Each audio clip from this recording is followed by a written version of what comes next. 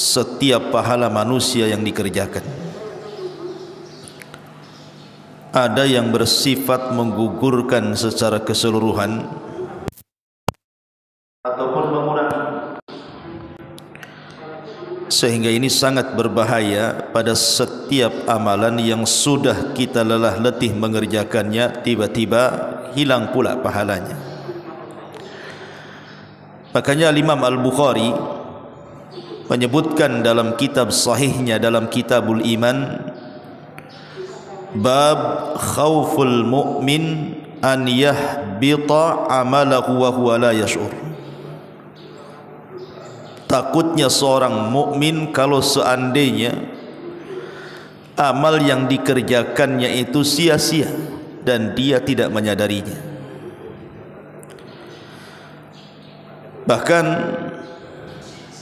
Al-Imam Qatadah rahimahullahu ta'ala ketika dia memberikan catatan kepada ayat wala tubtilu a'malakum, janganlah kalian menyia-nyiakan amal kalian, beliau mengatakan man istata'a minkum alla yabtula amalan salihan bi amalin sayyi'in falyaf'al. Barang siapa di antara kalian yang mampu menjaga amal salehnya tidak digugurkan dengan amal buruknya, maka lakukan. Karena menjaga amal itu sulit daripada mengamalkan amalan itu sendiri. Orang melakukan amalan bisa saja, tapi menjaga pahala amal itulah yang berat.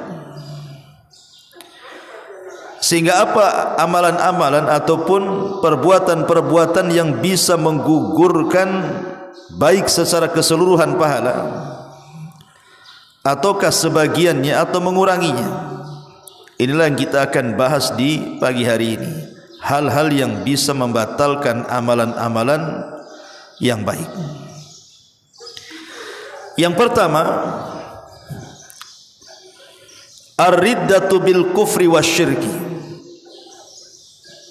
Seseorang tanpa sadar keluar dari Islam karena melakukan sebuah kekufuran atau kesyirikan, dan dia menyangka dia masih tetap di atas Islam. Dan ini banyak dilakukan kaum muslimin. Orang yang mengucapkan kalimat la ilaha illallah Muhammadur Rasulullah terkadang tanpa sadar sebenarnya mereka sudah membatalkan dua kalimat itu dengan cara apa? Melakukan kekufuran dan kesyirikan. Seperti datang ke kuburan para wali, kemudian meminta-minta di situ, memanggil-manggil orang yang di dalam kubur itu supaya hajatnya dilaksanakan. Ini kesyirikan. Meminta itu bukan ke kuburan, tapi meminta itu kepada Allah. Berdasarkan hadis Nabi SAW kepada Muadz, "Idza sa'alta fas'alillah wa idza sta'anta fasta'in billah." Kalau minta kepada Allah, kalau minta pertolongan, mintalah pertolongan kepada Allah. Karena siapapun yang jatuh kepada kesyirikan, maka Allah katakan la in asyrakta la yahbatanna amaluka. Wahai Muhammad, jika engkau melakukan kesyirikan, lebur amalanmu. Konteks ayat ini kepada Rasul. Kalau Nabi SAW saja melakukan kesyirikan, amalan Nabi semua hancur, apalagi kita. Maka hindari, yang pertama, jangan sampai kita murtad tanpa sadar dengan melakukan kekufuran dan kesyirikan. Kemudian yang kedua, at-ta'ali 'ala Allah. Apa makna at-ta'ali 'ala Allah ini? At-ta'ali 'ala Allah adalah al-hilfu, sumpah. Sumpah yang ditujukan kepada orang, kemudian menjazam, mengklaim orang lain bahwa orang lain itu tidak akan diampuni dosanya, bahwa orang lain itu dipastikan masuk neraka, bahwa orang lain itu dipastikan disiksa, dan begitu seterusnya. Maka kita tidak boleh menjazamkan perkara yang tidak dipastikan oleh Allah dan Rasulnya. Kita hanya boleh mengatakan si fulan di neraka kalau memang Quran mengatakan seperti itu. Atau kita katakan si fulan di neraka kalau memang Rasul yang mengatakan seperti itu. Tetapi kalau Allah dan Rasulnya tidak mengatakan seperti itu, jangan kita katakan. Itu namanya ta'ali Allah. Karena ada sebuah kisah di zaman Bani Israel dari Jundub bin Abdullah radhiyallahu an. Dahulu di zaman Rasul, di zaman sebelum Nabi SAW, ada dua orang yang saling bersaudara.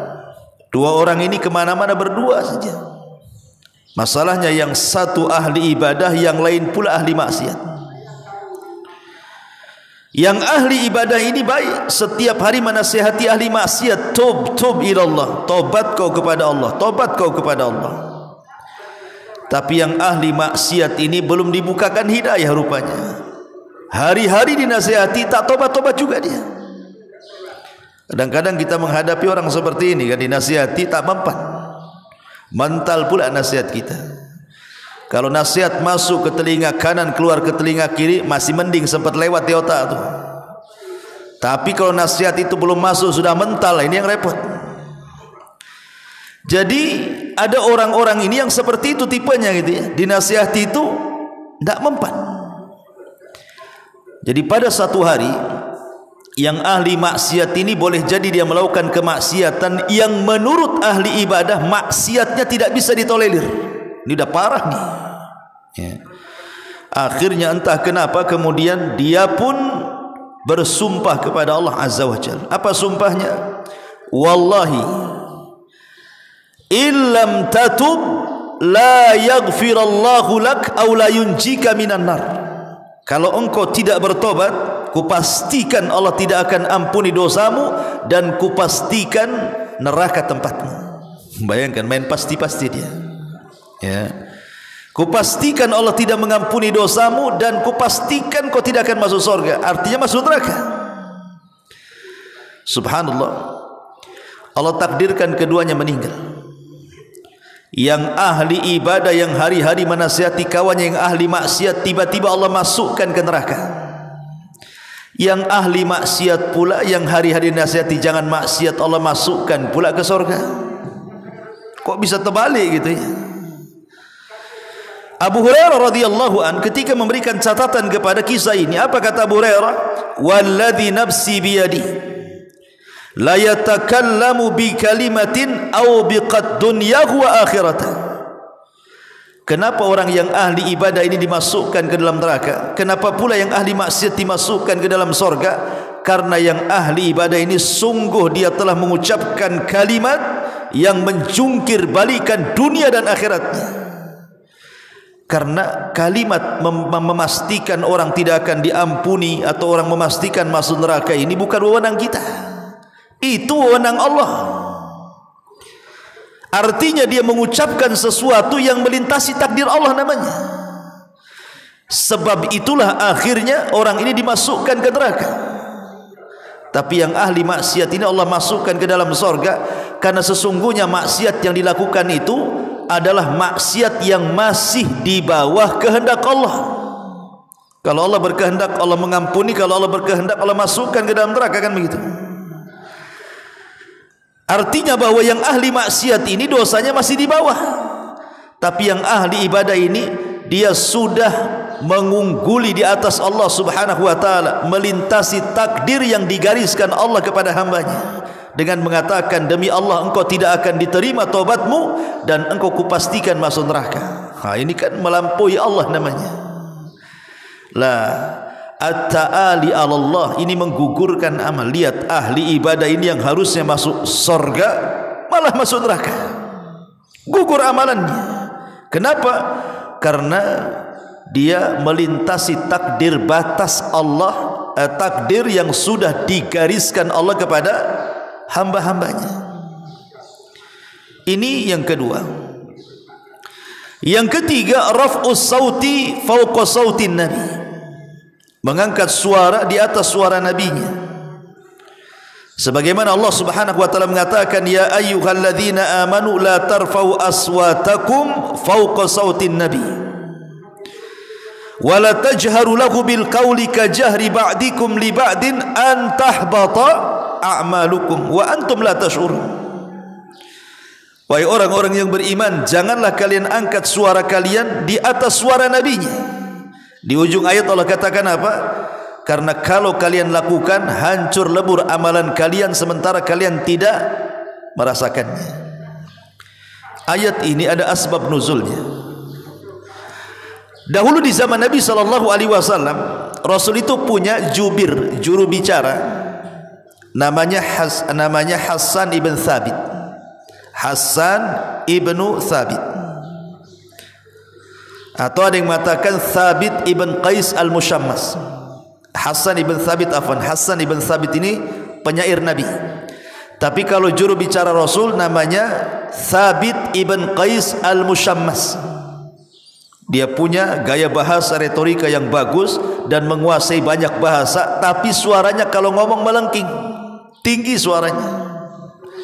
Maklum juru bicara kan, harus tinggi suaranya. Jadi ketika ada delegasi datang menyambut datang kepada Rasul, kemudian Rasul menyambutnya, otomatis yang bicara juru bicaranya, Thabit ibn Qais al-Mushammas ini. Lah Nabi SAW juga bersuara, tetapi suaranya tidak lebih tinggi dibandingkan suara Thabit ibn Qais al-Mushammas ini. Turun ayat ini, la tarfa'u aswatakum fawqa sautin nabi. Tiba-tiba Thabit ibn Qais ini menghilang dari majelis Nabi. 3 hari tidak datang ke majelis Nabi. Dia datang ke masjid itu hanya solat 5 waktu, pulang, dan menangis setiap hari dalam rumahnya.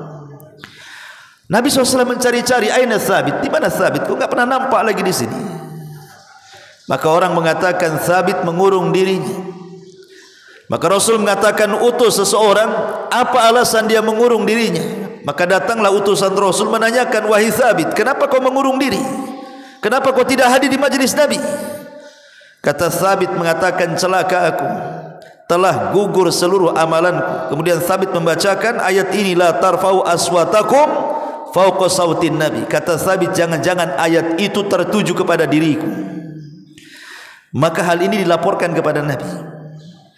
Kata Nabi SAW, katakan kepada Thabit, Thabit bukan termasuk orang yang gugur amalannya. Katakan kepada Thabit bahwa amalan dia tidak gugur. Datanglah ke majelis lagi. Artinya bahwa lihat bagaimana para sahabat ketakutannya hanya sekedar mengangkat suara di atas suara Nabi. Sampai-sampai Abu Bakar dan Umar suatu ketika bertengkar gara-gara ada delegasi yang datang dari kabilah hendak berjumpa dengan Nabi. Ketika itu Abu Bakar meminta orang pilihannya untuk menjemput. Umar juga mengatakan, yang menjemput orang pilihan saya. Bertengkarlah Abu Bakar dan Umar sampai suaranya melengking di atas suara Nabi. Akhirnya turun ayat ini, la tarfa'u aswatakum fawqa sautin nabi. Selepas itu dua-duanya tidak pernah mengangkat suaranya. Bahkan Umar itu kalau ngomong tinggi suaranya, setelah turunnya ayat ini hampir tidak dengar Umar ini ngomong apa. Kadang-kadang kalau ngomong sama Umar, Rasulullah SAW itu harus diulang-ulang, kamu ngomong apa Umar, kan itu ya. Saking takutnya mengangkat suara gitu ya. Begitu para sahabat Nabi SAW, apabila ada ayat langsung diamalkan gitu. Tapi tentu ayat ini, kalau itu yang dimaksud, tidak berlaku di zaman sekarang, karena sekarang tidak ada Nabi lagi, Nabi sudah meninggal. Tentu pemahamannya berbeda. Maksudnya la tarfa'u aswatakum fawqa sautin nabi, artinya tidak boleh mengeraskan di atas suara Nabi. Jangan sampai kemudian kita melanggar aturan-aturan Nabi. Itu maksudnya. Apa yang sudah digariskan Nabi, itulah yang dilakukan. Jangan sampai melewati batas yang sudah dibatasi Nabi. Karena kalau dilakukan, maka masuk dalam sabda Rasul, man amila amalan laisa alaihi amruna fahuwa rad. Barang siapa yang mengamalkan sebuah amalan yang tidak ada contohnya, pasti ditolak amalan itu. Artinya gugur amalannya. Maka ini pun bahaya. Yang kedua, yang ketiga, raf'us sauti fawqa sautin nabi. Jangan mengangkat suara di atas suara Nabi. Kemudian yang keempat, tarkus salatil asri, meninggalkan salat asar. Ini juga hal-hal yang bisa membatalkan atau menggugurkan amal berdasarkan sabda Rasul, man taraka salatal asri habita amaluhu. Barang siapa yang meninggalkan salat asar maka gugurlah amalannya. Kemudian yang kelima, at-takdzib bil qadar, mendustai takdir Allah, tidak yakin dengan takdir Allah azza wa jalla. Abdullah ibn Umar radhiyallahu an suatu ketika kedatangan tamu dari Basrah.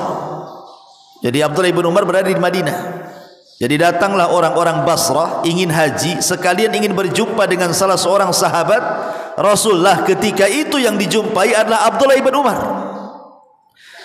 Orang Basrah ini bercerita, kami di Basrah ada orang namanya Ma'bad al-Juhani. Ma'bad al-Juhani, pengasas akidah Qadariyah. Ya. Kalau Mu'tazilah pengasasnya siapa? Wasil ibn Atta. Kalau Jahmiyah, Jaham ibn Safwan. Kalau Qadariyah pengasasnya Ma'bad al-Juhani yang ada di Basrah tuh. Datang orang ini melapor kepada Abdullah ibn Umar dan mengatakan, wahai Abdullah ibn Umar, di Basrah ada orang namanya Ma'bad al-Juhani, dia mengumpulkan orang untuk bermajlis di Masjid Basrah sana. Kemudian dia mengucapkan kalimat tentang masalah takdir, innal amra unufun, bahwa setiap perkara itu al-unuf. Unuf itu artinya sesuatu di mana Allah Subhanahu wa taala tidak mengetahui kecuali setelah terjadi. Jadi Allah itu tidak mengetahui perbuatan hambanya kecuali kalau hamba ini berbuat. Kalau hamba ini tidak berbuat, berarti Allah tidak tahu. Itu disebut unuf namanya. Dari sini menunjukkan apa? Bahwa akidah Qadariyah itu mengingkari pengetahuan Allah. Makanya Imam Syafi'i mengatakan, hadapi orang-orang Qadariyah itu, debat mereka dengan ilmu. Kalau mereka mengetahui ilmu, tetapkan keislamannya. Tapi kalau mereka mengingkari ilmu Allah, kafirkan mereka. Karena sepakat ulama mengkafirkan kelompok Qadariyah. Lah akhirnya ketika kemudian orang ini melapor kepada Abdullah ibn Umar, apa kata Abdullah ibn Umar? Dia mengatakan, kata Abdullah ibn Umar, fa akhbirhum anni bari'um minhum wa ana bara'um minni. Habarkan kepada mereka, saya berlepas diri dari mereka dan mereka pun berlepas diri dari aku. Jangan sangkut pautkan aku dengan mereka dan mereka jangan sangkut pautkan aku dengan aku. Kemudian dia membaca hadis yang panjang dari bapaknya Umar bin Khattab tentang hadis Jibril sampai kepada antu'mina bil qadari khairihi wa syarrihi. Mereka harus beriman dengan takdir Allah, baik takdir yang baik ataupun takdir yang tidak baik. Karena mengingkari takdir ini bahaya, bisa menggugurkan amalannya. Dan ini paling banyak di masyarakat, orang yang tidak meyakini dengan takdir Allah, berkeluh kesah, kenapa aku seperti ini, kenapa dia seperti itu, kenapa usahaku bangkrut, kenapa yang lain tidak, kenapa anakku sakit terus, kenapa yang lain sehat, kenapa saya begini, kenapa saya begitu. Itu sudah takdir, harus diimani, harus pasrah dengan takdir itu. Sebab mengingkari takdir Allah bisa membatalkan amalannya. Ini yang kelima. Yang keenam, az-zulmu, kezaliman ma'ruf. Hadis muflis, hadis bangkrut, yang Nabi SAW katakan, atadruna mal muflisu hadil ummah, tahukah kamu siapa orang bangkrut di antara umat ini? Sahabat polos saja, dikiranya orang bangkrut itu maksudnya bangkrut dunia. Orang usahanya gulung tikar bangkrut, orang yang enggak punya uang bangkrut. Itu yang ada di pikiran para sahabat. Sehingga polos saja mereka ngomong, oh yang bangkrut itu mala dirhamalahu wala mata. Orang yang enggak punya uang, orang enggak punya harta, gulung tikar usahanya, itulah bangkrut katanya. Kata Rasul, bukan itu yang saya maksud. Tapi orang yang bangkrut adalah ya'ti rajulun yaumal qiyamah, seorang laki-laki datang menghadap Allah pada hari kiamat. Dia bawa pahala solat, pahala zakat, pahala puasa, pahala sedekah dan pahala-pahala ibadah yang lainnya. Tapi di satu sisi dia pernah mencaci maki si fulan, menghina si fulan, merendahkan si fulan, mengambil harta si fulan, menumpahkan darah si fulan. Akhirnya Allah pertemukan pada hari kiamat orang yang zalim dan orang yang dizalimi. Kata orang yang dizalimi, tunggu dulu, jangan dulu kau masuk ke dalam surga. Ingat kau di dunia menzalimi aku. Amanah pahalamu. Akhirnya dikasihkan pahalanya. Datang lagi orang yang dizalimi, mana pahalamu? Datang lagi orang dizalimi, mana pahalamu? Sampai ludes pahalanya. Ketika sudah habis pahalanya, masih ada juga orang yang dizalimi datang minta pahala. Kemudian dia mengatakan, pahalaku sudah habis, apa yang aku akan berikan kepadamu? Kata orang yang dizalimin, tidak apa-apa pahalamu habis, enggak masalah, tapi tolong ambil dosaku. Ambil dosaku. Ambil dosaku. Itulah orang bangkrut. Pahalanya habis, dosa pula orang ditanggung dia. Kalau dalam dunia usaha itu modal habis, hutang pula numpuk. Itulah orang bangkrut, ya. Lah orang zalim ini menghabiskan pahala. Ini yang kelima, yang keenam, yang ketujuh, al-jur'atu ala intihakil haram fil khalawat. Berani merobek kehormatan-kehormatan Allah yang diharamkan Allah dalam kesendirian dia. Atau dengan kata lain, adzambul khalawat, dosa yang tidak dilakukan secara terang-terangan. Dosa sendiri-sendiri yang tahu hanya kita dengan Allah saja. Ini besar dosanya, bisa menghapuskan pahala kita. Makanya Nabi SAW mengatakan, nanti pada hari kiamat, ya'tuna yaumal qiyamah bihasanati ka'amsalil jibali tihama. Ada orang-orang yang menghadap Allah itu membawa pahala sebesar gunung Tihama. Gunung Tihama itu besar, tapi lebih besar, lebih kecil daripada gunung Uhud. Tapi begitu Rasul itu kalau mempermisalkan pahala, pasti kalau tidak gunung Uhud, gunung Tihama. Seperti ketika Rasul SAW marah kepada sahabat yang mentertawakan kedua betisnya Abdullah ibn Mas'ud. Abdullah ibn Mas'ud itu kan orangnya tinggi, kurus, ceking gitu ya, kurus sekali. Jadi tulangnya itu hanya dibalut daging saja. Suatu ketika naik dia ke pohon kurma, datang angin, disambarlah itu jubahnya, tersingkap betis kurusnya. Sahabat mentertawakan.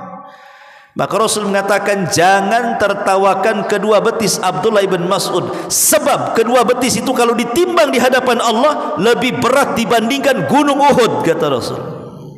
Rasul kan memudahkan para sahabat, mesti dibanding-bandingkan dengan gunung. Jangan kalian tertawakan kedua betisnya Abdullah bin Mas'ud, sebab kalau ditimbang itu lebih berat dari gunung Uhud. Menunjukkan bahwa berat dan tidaknya timbangan pada hari kiamat itu bukan masalah kurus dan gemuknya.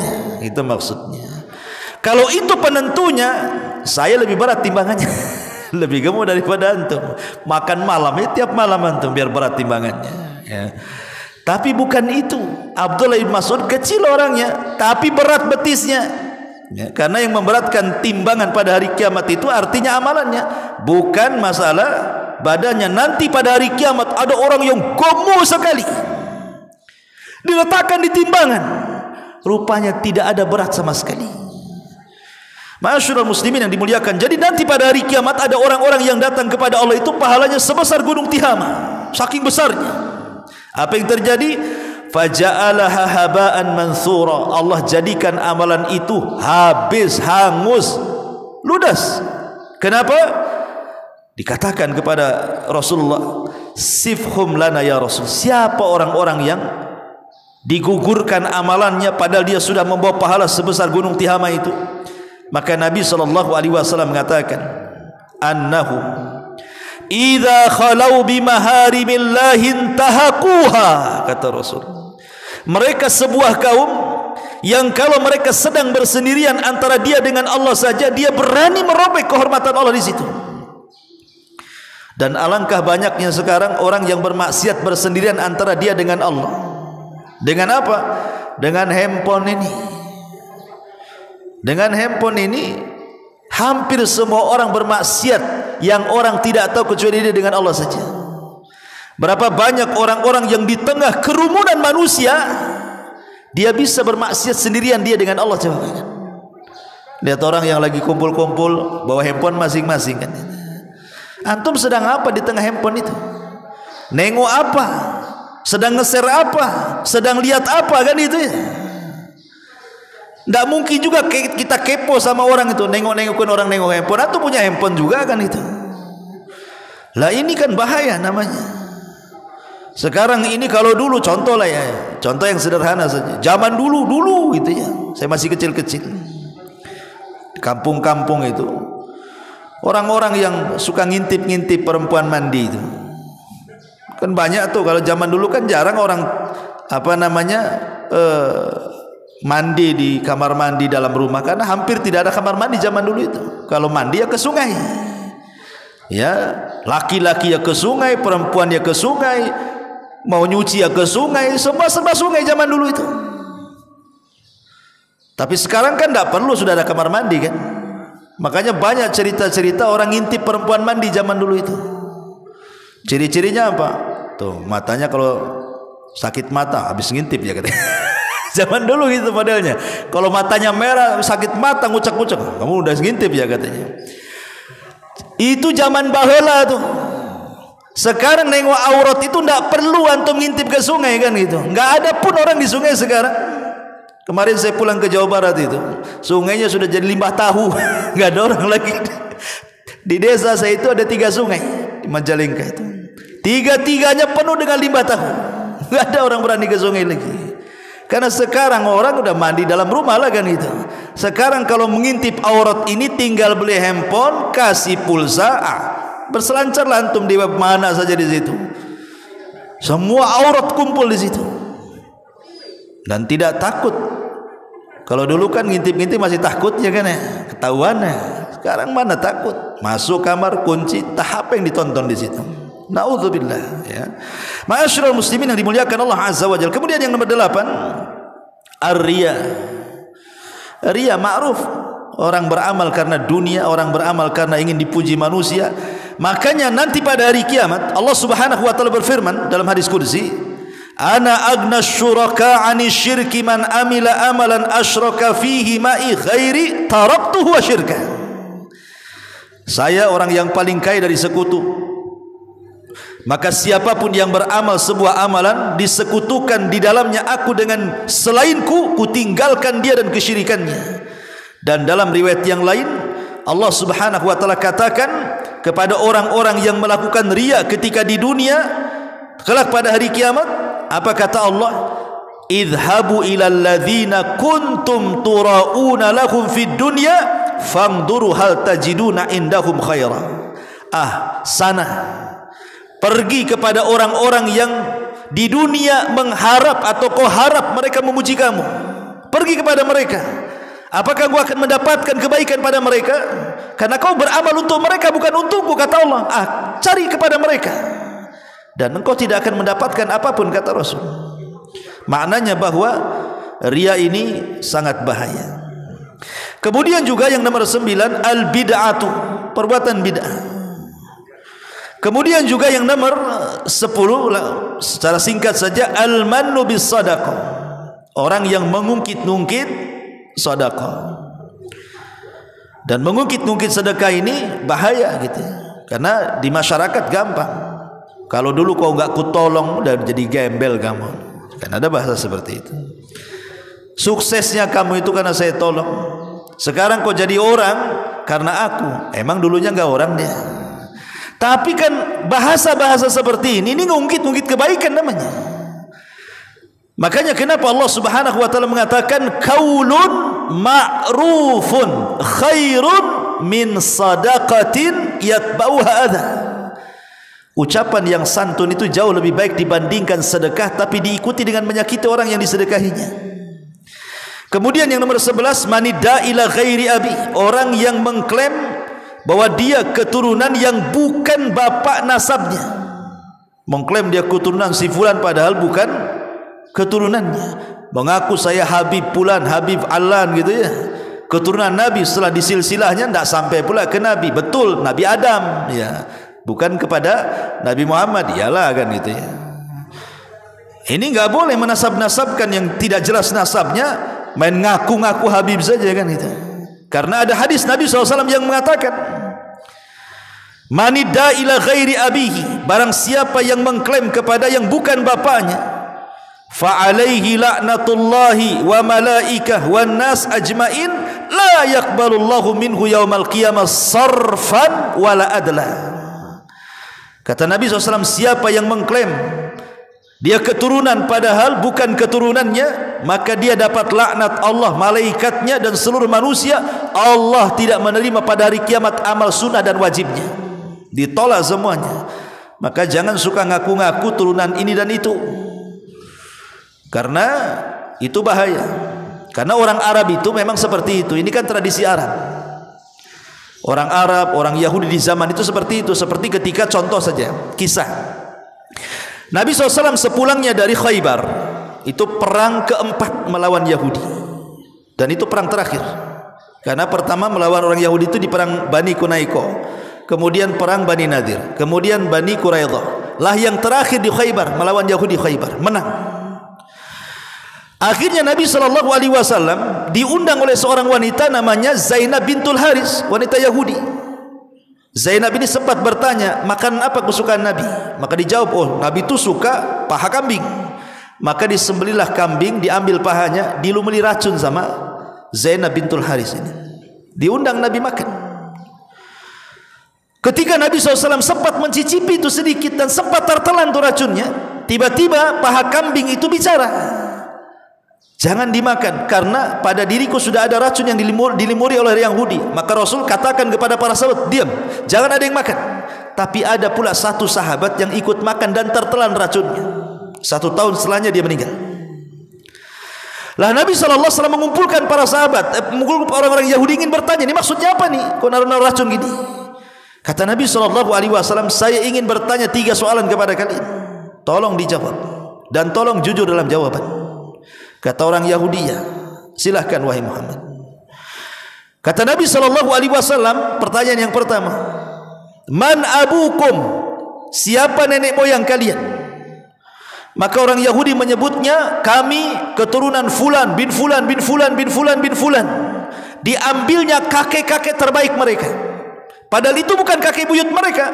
Kata Rasul, kadzabtum, dusta kamu, katanya. Kakek buyut ini, kakek buyut kalian yang ini, yang ini, yang ini, bukan yang itu, bukan yang itu, katanya. Yahudi bingung, kok tahu? Ya Nabi itu Rasul, turun wahyu kan itu. Maka Rasul mengatakan, kadzabtum, dusta kalian. Baru mereka mengatakan, shadaqta ya Muhammad, benar kau ya Muhammad. Kemudian Nabi SAW mengatakan, siapa di antara kalian man ashabun nar, siapa penduduk neraka? Orang Yahudi mengatakan, kami wahai Muhammad, tapi kami hanya beberapa hari saja, setelah itu kami keluar, engkau yang menggantikannya, katanya. Orang Yahudi ini. Dari sini turun ayat, wa qalu lan tamassana an-nar illa ayyamam ma'dudat. Kami tidak akan disentuh oleh api neraka kecuali dalam beberapa hari saja. Mereka mengatakan 40 hari saja paling lama, karena itu dosa nenek moyang kami 40 hari saja, katanya. Kenapa diangka 40? Karena ketika Nabi Musa pergi ke Bukit Saina mengambil Taurat, datang Samiri menyesatkan mereka menyembah patung anak sapi selama 40 hari ketika Nabi Musa pergi. Itulah kesalahan kami 40 hari saja. Kalaupun kami harus masuk neraka, paling lama 40 hari, habis itu kau gantikan kami, katanya. Kata Rasul, kadzabtum, dusta, bahkan kalian tidak akan keluar dari api neraka, kata Rasul. Baru yang terakhir kata Rasul, siapa yang meletakkan racun? Ini siapa yang meletakkan racun? Baru Zainab mengatakan, saya. Kenapa kau lakukan? Maka orang Yahudi mengatakan, kami ingin mengetes apakah kau seorang nabi atau bukan, katanya. Kalau engkau seorang nabi, pasti tidak akan madarat racun ini. Tapi kalau kau bukan nabi, pasti kau mati. Istirahat kami dari kamu, dari kalian, katanya. Senang kami jadinya kalau kalian mati. Tapi Nabi SAW adalah ulul azmi. Semua nabi-nabi ulul azmi tidak ada yang mati dibunuh sekaligus. Maksudnya hari ini diracun, hari ini mati, tidak ada. Tidak ada. Nabi Musa saja, Nabi Isa, dia tidak dibunuh seperti sadisnya Nabi Yahya. Padahal Isa, Yahya, Zakaria itu sezaman tuh. Tapi Yahya dipenggal lehernya, digunakan mahar wanita pelacur. Nabi Zakaria masuk ke dalam pohon, digergaji mati. Tapi Isa diangkat ke langit dan tidak dibunuh, karena ulul azmi tidak mungkin dibunuh secara sekaligus. Maka Nabi SAW tidak bisa mati dengan racun itu, tapi pengaruh racunnya ada. Itu pun setelah bertahun-tahun tuh, ya, setelah 11 tahun berada di kota Madinah, baru pengaruh racun itu muncul. Tapi syahidnya di sini apa? Orang-orang Yahudi mengklaim mereka keturunan anu. Itu nggak boleh seperti itu. Mereka takut kalau menyebutkan kakek buyut mereka yang bukan pahlawan, itu aib bagi mereka di zaman itu, gitu ya. Tapi di zaman sekarang kan tidak ada lah, ya. Wallahu alam. Tapi mungkin juga ada. Kalau zaman kita masih kecil-kecil dulu kan, orang desa ke kota, ya, ngaku-ngaku dia, nama aja diganti. Namanya Paijo, kenalan siapa? Michael katanya. Takut dia, malu tuh nama Paijo. Terus sekarang enggak, banyak Paijo kaya sekarang. Michael pula miskin sekarang. Jadi balik, ya. Taib, ma'asyiral muslimin yang dimuliakan Allah Azza wa Jalla. Kemudian yang nomor 12, ityanul arrafin, mendatangi dukun. Jelas, mendatangi dukun ini hanya datang semata-mata bertanya saja, tidak ngapa-ngapain, hanya tanya saja. 40 hari pula solatnya ditolak. Membenarkan, keluar dari Islam. Kalau ngetes boleh, seperti Hajjaj bin Yusuf Ats-Tsaqafi. Hajjaj ini orang zalim, banyak para sahabat dibantai dia, tapi dia hafal Quran. Itulah satu-satunya penguasa hafal Quran zalim tuh Hajjaj bin Yusuf tuh. Jadi suatu ketika Hajjaj ini ngundang dukun di sampingnya, ngobrol sama dukun tuh, ngalur ngidul sambil ngitung kerikil, dimasukkan 1, 2, 3, tas 10 kerikil. Dukunnya tidak tahu. Habis itu diginikan, berapa jumlah kerikil ini? Kata dukun sekian. Benar pula dia, ya, benar itu kata dukun, sekian katanya. Pas dihitung betul sekian. Akhirnya kemudian Hajjaj bin Yusuf tidak ngitung, dia langsung ambil batu banyak-banyak. Berapa ini? Dukunnya sekian, rupanya salah. Kok bisa yang pertama benar, yang kedua pula salah? Karena yang pertama dia menghitung, sehingga jin kita ini, jin korin kita ini menjadi impor jin bagi jinnya si dukun tuh. Kan ada informan, ada impor jin. Ini jin kita ini ngasih informasi sama jin si dukun itu ketika ngitung itu. Tapi ketika kita ini langsung ambil, kita sendiri tidak tahu isinya berapa, jin kita pun tidak tahu isinya, sehingga tidak diinformasi kepada jin dukun. Makanya jin dukun pun salah. Itu kan ngetes itu. Makanya kemudian Hajjaj mengatakan ambil pedang, langsung dibantai. Dasar dukun kau, katanya. Dia zalim tuh Hajjaj bin Yusuf tuh. Tapi kan dia ngetes dukun, ya. Zalim tidak suka sama dukun, ya. Ma'asyiral muslimin yang dimuliakan Allah Azza wa Jalla. Taib. Kemudian juga di antara hal-hal yang bisa membatalkan amal, budak yang lari dari tuannya. Kemudian juga amaluz zur atau qauluz zur. Seperti ketika puasa Rasul mengatakan apa? Malam yada qaulaz zur wal amala bihi falaysa lillahi hajatun fi an yada ta'amahu wa syarabahu. Orang yang tidak bisa meninggalkan persaksian palsu, maka Allah tidak berhajat pahala puasa menahan lapar dan dahaganya. Termasuk juga syurbul khamri, minum khamar. Yang nomor 15. Yang nomor 16, almar'atun nasij, istri yang bangkang sama suaminya, selingkuh. Kemudian yang nomor 17, al-kalam wal imamu yakhtub, ngobrol ketika imam berkhutbah, gugur amalan Jumatnya. Kemudian juga almar'atu almutatayyibatu adzahibatu lil masjid, wanita yang sengaja berparfum padahal ingin ke masjid sholat tuh, enggak diterima sholatnya, ya. Kemudian juga yang nomor 19, al-iqtina'ul kalbi, merawat kambing, merawat anjing. Maka setiap hari orang yang merawat anjing itu akan dikurangi pahalanya 1 qirot. 1 qirot itu sebesar apa? Gunung Uhud satu harinya. Jadi kalau antum punya peliharaan anjing, setiap hari amalan antum dikurangi 1 qirot sebesar Gunung Uhud setiap hari. Masya Allah kan, gara-gara merawat anjing saja. Ya ngapain juga anjing dirawat? Kucing lah bagus kan itu, atau ayam jelas-jelas bisa disembelih. Kemudian yang nomor 20, uququl walidain, durhaka kepada orang tua. Kemudian yang nomor 21, qati'ur rahim, memutus silaturahim. Kemudian yang nomor 22, al-mutahajiran, orang yang bertengkar. Orang yang bertengkar setiap Senin dan Kamis tidak akan diangkat amalannya. Kemudian juga yang nomor 23 ad-daidum, orang yang berhutang. Kemudian yang nomor 24 fasadus salati, orang yang rusak salatnya. Karena Rasul mengatakan apa? Waman saluhat salatuhu saluha sairu amali, waman fasadat salatuhu fasada sairu amalihi. Siapa yang baik solatnya maka amal yang lainnya dianggap baik. Siapa yang buruk solatnya maka amalan yang lainnya dianggap buruk. Termasuk juga yang nomor 25 as-sukhriyatu biddin, ya, mengolok-olok soal agama. Maka Allah mengatakan qad kafartum ba'da imanikum, kalian sudah kufur setelah keimanan kalian. Termasuk juga karahiyatu ma anzalallah, benci dengan apa yang Allah turunkan. Ngapain ini hukum rajam ini, sadis saja. Ngapain ada poligami katanya, satu saja. Nah, ini orang-orang yang benci hukum-hukuman Allah ini.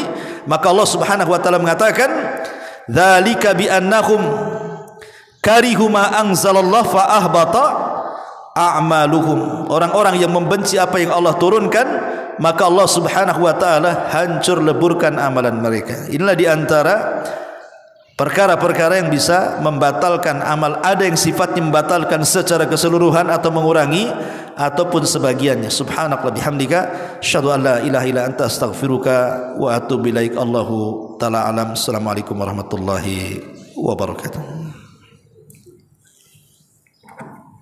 Salam dari Majalengka. Hah?